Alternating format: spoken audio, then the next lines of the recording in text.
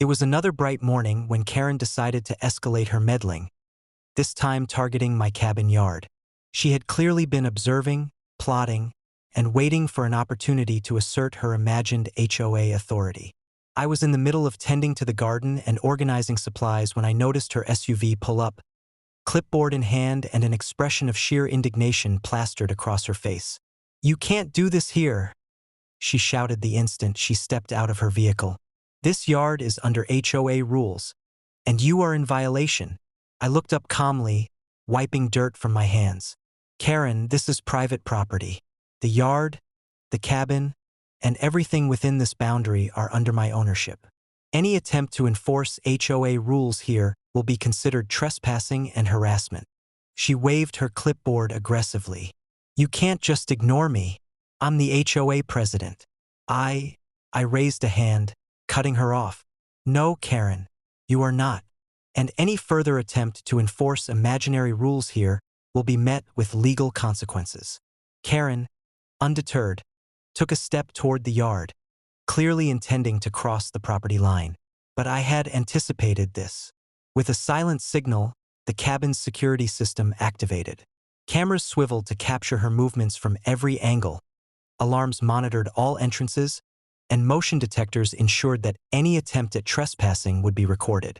Moments later, the local authorities arrived, pre-briefed on Karen's history of harassment and her ongoing pattern of overreach.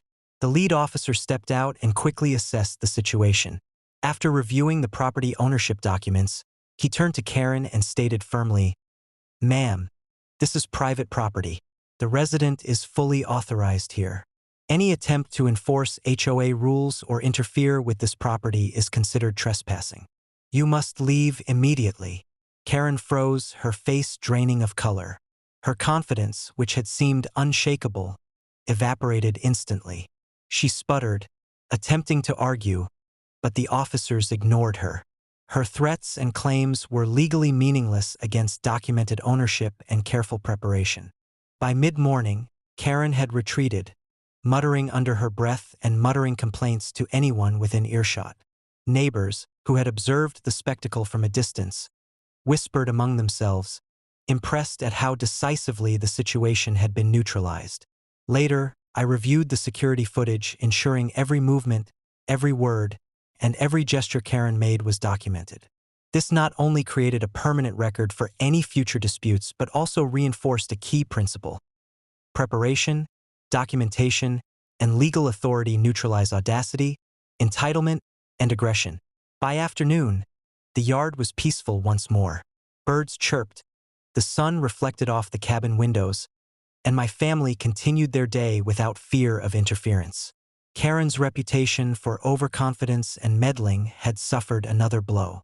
Her attempt to control my cabin yard, a property she did not own, had been completely thwarted, reinforcing the lesson that law, strategy, and calm decisiveness always triumph over arrogance. As evening fell, the cabin yard remained secure, and the property was fully under my control.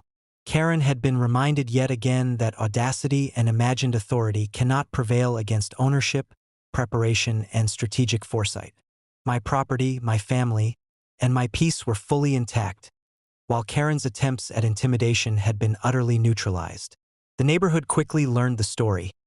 Karen had tried to assert HOA authority over a private cabin yard, only to be stopped immediately and decisively.